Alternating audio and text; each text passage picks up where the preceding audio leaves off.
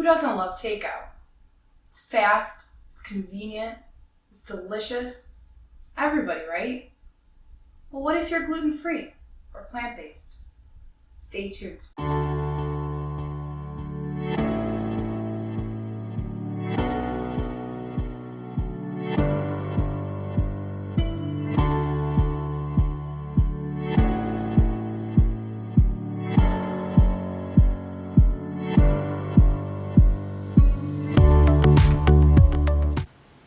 Hi guys, it's Angie with Nutrish Nation, and today I'm going to show you how to make some delicious restaurant-style Chinese fried vegetable rice. Gluten-free and plant-based, and it is going to taste every bit as delicious as the stuff that you drive off to get and you pick up in 15 minutes. Now this dish you can get from your stove to your table in under 30 minutes. Being gluten-free and plant-based can be a struggle.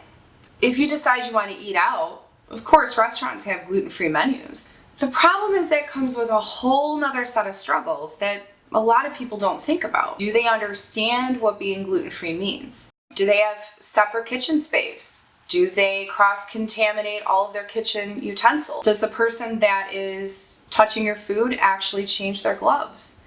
There's a lot of questions to be had when you eat out.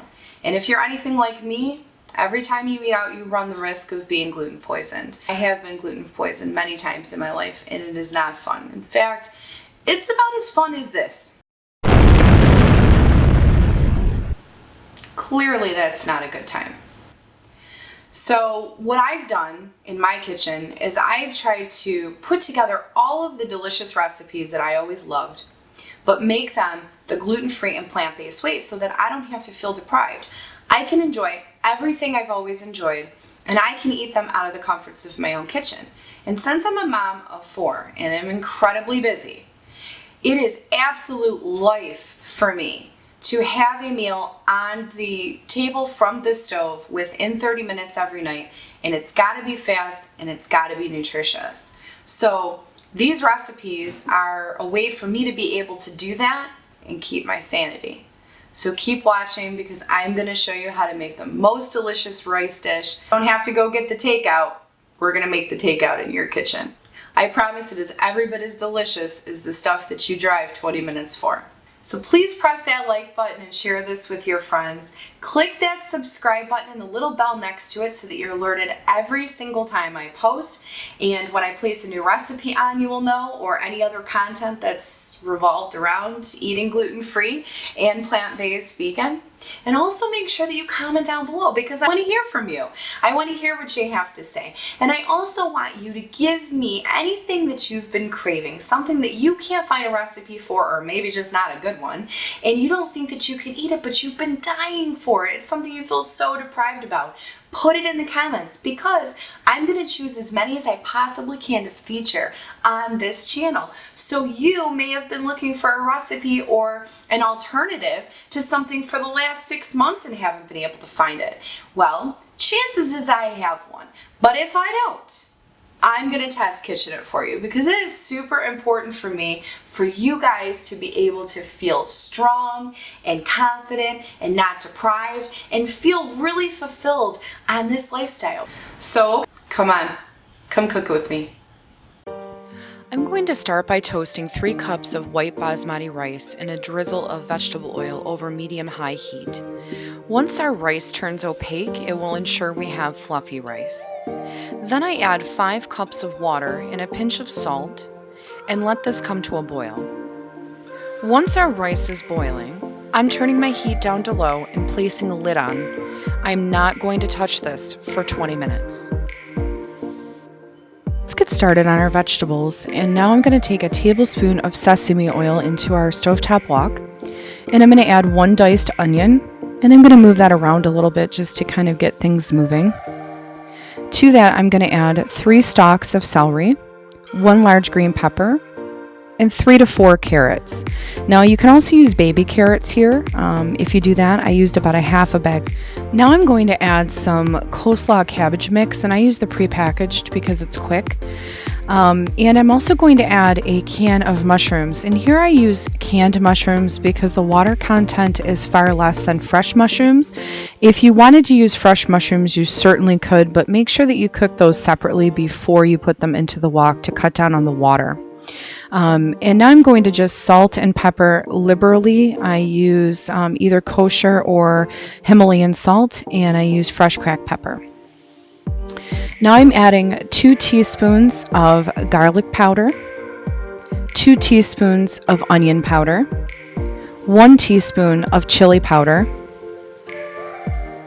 1/4 teaspoon of ginger powder, so the powdered ginger. You could use fresh here too if you'd like to. And about 1/8 of a teaspoon of hot red pepper flakes. And then I just drizzle in just a little bit more sesame oil to make sure nothing's sticking to the bottom of my wok. All right, once those vegetables are done, I'm going to get those out of the pan, and we're going to use the same pan to fry up our rice because I like to do one pot meals. So we're going to add about 1 teaspoon of sesame oil and about 1 teaspoon of chili oil, just because we like a little heat in ours. It's something you could leave out if you'd like to, but we like a little bit of heat. Add your cups of rice back into the pan, and you're just going to kind of move that around. You're going to add 1 teaspoon of onion powder, 1 teaspoon of garlic powder. We're keeping with the same flavor combo here for both. We're going to add 1/2 teaspoon of ginger in there, and then we're going to use another teaspoon of chili powder. We're going to mix all of that up to get it incorporated really, really well.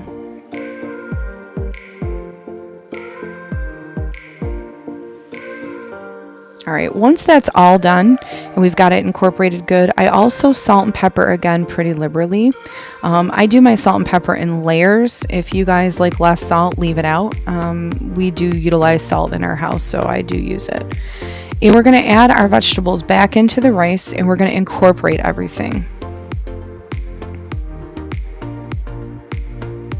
All right, so now I'm going to add our bean sprouts, which is about 1/2 can of bean sprouts, and I did chop them up a little bit to make them shorter. And 2 to 3 green onions, which I do reserve a little bit just for plating and garnish at the very, very end. And I also use 1/2 can of very young baby peas. And we stir those all up at the very, very tail end and get that all incorporated together. And here is your rice, almost ready to go. We're going to add about 1/4 cup of tamari sauce or coconut aminos. I do tend to add about 1/2 teaspoon of sugar to that. It's not something you have to do. It doesn't really change the taste of the rice. It's something that I do that gives it a little something extra, so it is completely optional. And once I get the soy sauce in there and mix it around, this is a completed dish. Now, it is important to mention with this recipe, you can use white rice or brown rice. It doesn't really matter. We just prefer white rice in our house, so that's what I use. And another trick is I would typically like to make this with day-old rice. So I would have made my rice the day before, placed it in the refrigerator, and then I would have fried it up the day we were going to eat it. This recipe is suited for 4 to 6 people with some leftovers. So if you don't need that much food, you might want to half this recipe. Also, you don't need any fancy restaurant equipment. I do actually have a stovetop wok, but you don't have to go out and buy one. You can utilize a larger surface area fry pan, or you could use an electric skillet with this. That would work just fine. And here it is, guys, your restaurant style Chinese vegetable fried rice, both gluten-free and plant-based. If you found this video helpful, please click the like button below, share this with your friends, and don't forget to hit that subscribe button and the bell next to it so that you can be alerted every time I post. Also, please comment down below if you are excited that you can eat everything you love but the gluten-free and plant-based way. Thanks so much for watching, guys, and thank you for supporting Nutrish Nation. I'll see you next time.